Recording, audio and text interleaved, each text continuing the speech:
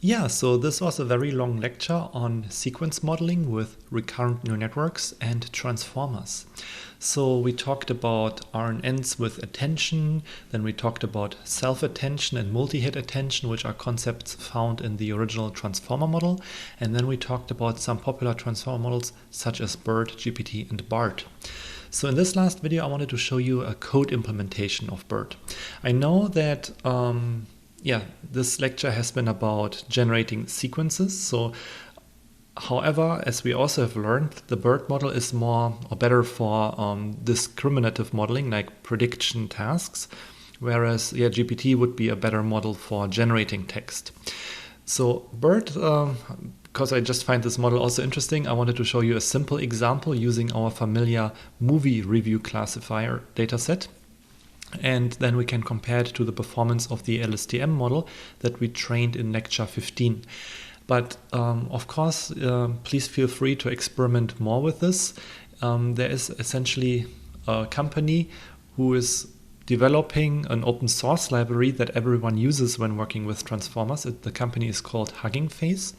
And they have a lot of tutorials. So I was just focusing on classification, but they have many other tutorials available.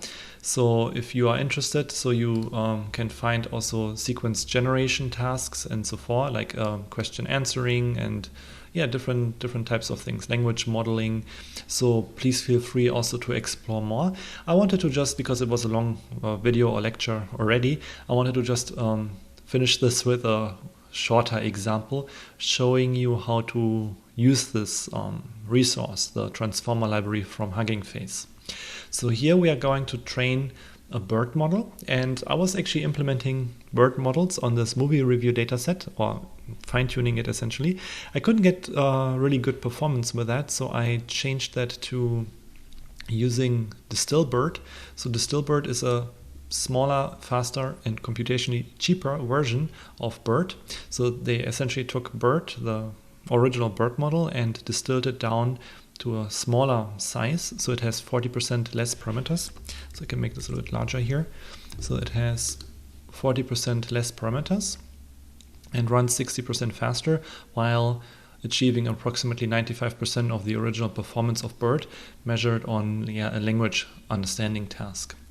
So again, I just wanted to show you in general how we can import these models from the transformer library, which we can install here via pip install transformers.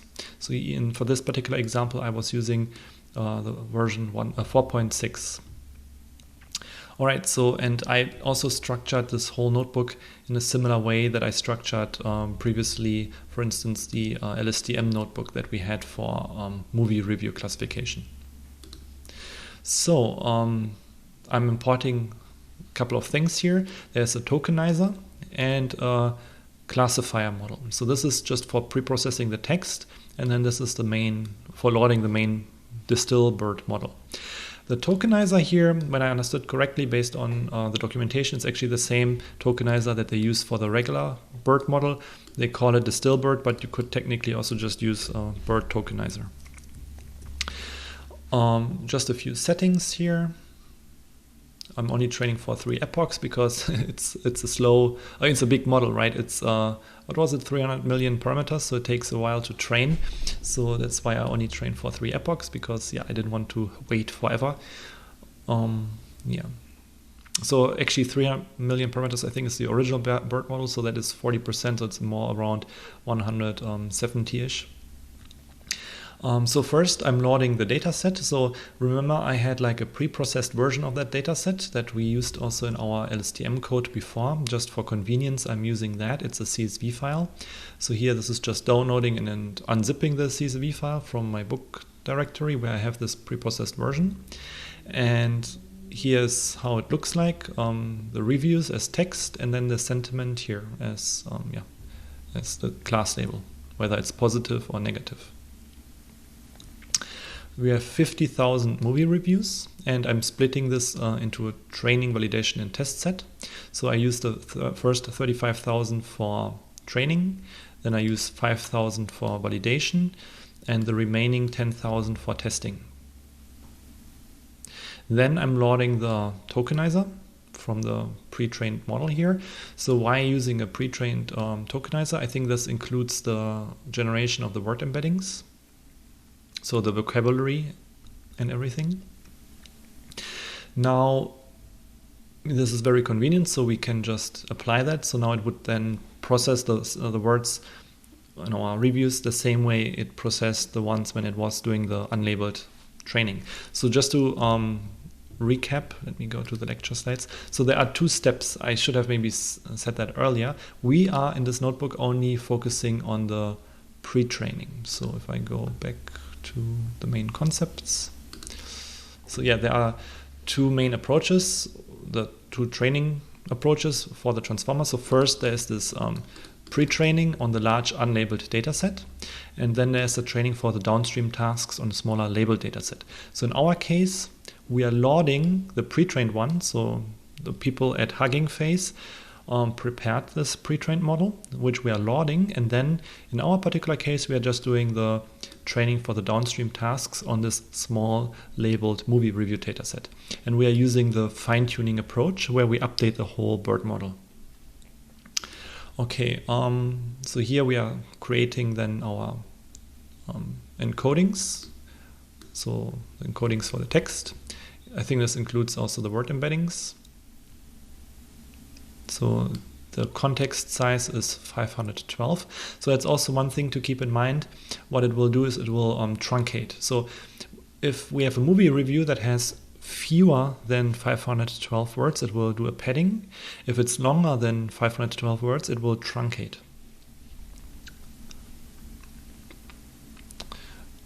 So then everything will be the same size, 512. Then we set up our data set here. So this is just a PyTorch dataset from the main PyTorch library. So it's something kind of familiar. So now we work with encodings and labels. Here's a specific way to pre-process or arrange the encodings. So it's essentially from the key, like the ID, the word ID, to the encoding. Oh, sorry, this includes the labels, right, okay. Yeah, and then we construct our dataset from the encodings and the labels. So this gets our encodings and the labels. Let's see the encodings, and this is the labels. Labels are just the zeros and ones. Then I'm setting up my data loaders. Notice I'm only using batch size of 16 because the BERT model is quite large and I got memory problems on my GPU when I was increasing that. And now we are loading the pre-trained model here. So we are using the DistilBERT for sequence classification from pre-trained. So we are using an uncased model, so it's case insensitive. That was something I tried. It's just a simple model. I think they also have case-sensitive ones. But since we have a small data set, that might be the better option here, using the Adam optimizer. And then we're doing the training. Okay, so training is very unspectacular. So this is, by the way, this is just the accuracy function. I have carried this over from our previous code examples. I made a few modifications just about this part here. This is for loading the data, but except that this is from our LSTM notebook earlier, where we also should have a accuracy function here. Just took it from here, from our previous code, modified it a little bit for our encoder, transformer, and yeah, that is then computing the accuracy in the same way. Now note also that the outputs, when we run the forward pass of our model, so the BERT model gets the input IDs and then the attention mask, and the outputs are two things. It's a tuple. One is the loss and one are the logits. So it's computing already the loss inside, so we don't have to worry about, let's say, using a cross entropy loss during training also. And then we get the predicted labels by looking at the maximum logit here. So this is similar to our LSTM classifier or any other classifier we trained before. Okay, so here we are training again. So this is for preparing the input data set. So getting the input IDs, the attention mask, and then the labels. And these all go together as input to the BERT model. So if it's the input IDs, sorry, I said earlier that the tokenizer includes the word embedding. That's not true. This is then happening in the model itself if it's just in getting the IDs. So the conversion to the embeddings must have happened in the BERT model itself. So if we go back to our slides. So I don't have a specific BERT slide here, I think. But if we look at the general transformer here, so these input embeddings are probably happening inside the BERT model together with the positional encoding. So in BERT, this is GPT. In BERT, this looked like this, if you recall. So these embeddings probably happen inside the model, the E's here. Okay, because this is just the IDs. Yeah, then the backward pass, we set the gradients from the previous round to 0, perform the backward pass on the loss. Again, the loss is returned by the BERT model. So the model, when we call it with a forward pass, will return a tuple, which consists of loss and logits.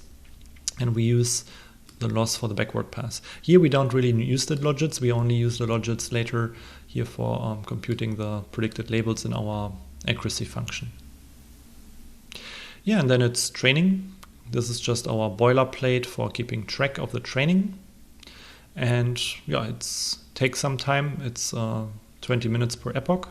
It's much slower than our LSTM, but it's also much larger than our LSTM in terms of the number of parameters. And in the end, it gets pretty good performance. So 3 epochs took about 1 hour, gets 99% training accuracy and about 92% test accuracy. Now let's compare that to our LSTM model that we trained before in lecture 15. So that was with the packed sequences, where we had a more efficient way of packing sequences. So when I compare it with this model, we got around 89% accuracy. So let me scroll down to the bottom. So it trains much faster. You can see it's only a few, half a minute, approximately less than half a minute for 1 epoch. And 15 epochs was just in 5 minutes or 4 minutes. It's impressive. So 89% accuracy. It's actually not too bad. But yeah, using our pre-trained BERT model, we get even better performance out of this, which is also interesting. So yeah, in that case, that's how the BERT model works. This is how we can use a pre-trained model and fine-tune it. So the key idea is essentially using the tokenizer to get the encodings, the so-called encoding, and then we can use, this is also getting our attention masks, and then we can use the pre-trained model here, DistilBERT for sequence classification, and just train this further for our target data set. So I did some more experiments. So to further improve the performance, I looked into what they recommended in the tutorial. So I made a few changes. So one of the changes was using ADAM-W, which is an ADAM that supports decoupled weight decay. That's L2 regularization. So let me minimize this. So here's from the paper. So there's a paper corresponding to that, ADAM with weight decay here, if you're interested. And this is just from the screenshot explaining how they perform the ADAM weight decay, but let's not get sidetracked here. So the difference is I'm now using ADAM with weight decay here. Before I just used the regular ADAM. And also what I'm doing is I'm using a learning rate scheduler with a linear learning rate schedule. And this is something I got from the Hugging Face repository. So let me, so you can see that. So I got that from the Transformer library. That's also something they recommended with these settings. And when I train that then with these 2 changes using ADAM-W and the linear schedule, which I update after each iteration, I got even better performance. I got 93% 0.3, it's about 1% better test accuracy. Another thing I found really cool is what they also have in the Hugging Face repository is they have a so-called trainer class. So this is essentially the same as before. So I'm using again Distilbert for classification with this. They also have an AdamW. I used just the one I think in PyTorch. Maybe theirs is even better. I'm not exactly sure what the differences are between their AdamW and the one in PyTorch, but my guess is either they implemented it before it was implemented in PyTorch, or they have like a small change to it that makes it maybe more specific or better for transformers. In any case, so this is all the same setup, also the same tokenizer, but now the difference is after loading the model. So maybe I should have left it up here. Sorry. Okay. Because I'm not using the one from PyTorch here, I'm using theirs now. So before I used the one in PyTorch, I'm using theirs now, doesn't really matter. And yeah, here I'm using this trainer class from the repository. So this is actually very convenient. They pack a lot of functionality in there. They have a per device training batch size. So when I was running this on my machine, which had multiple GPUs, it was utilizing the different GPUs for efficiency. And you can also specify directly the scheduler and everything. So these are the arguments for the trainer, and then you can specify the trainer with these arguments. You can provide a training set and a validation set. So you can just use that one instead of having our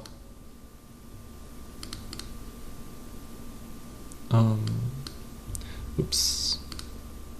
I'm not sure why it swaps here. I want to show both at the same time. Somehow it doesn't like it right now.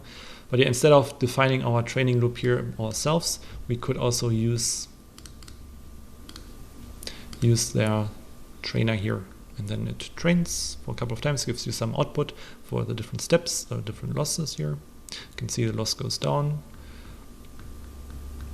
and yeah, it's my accuracy and evaluation, and you get even slightly better performance than with the one I trained with my own scheduler.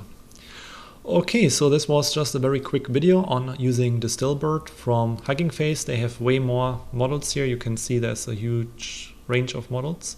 They also have GPT models here if you're interested in the more generative modeling parts. This is usually a model that is better for sequence generation. But yeah, there's lots of stuff here if you're interested in language models. So with that, let me end this lecture, which was already probably a little bit too long, but yeah, I hope that was useful.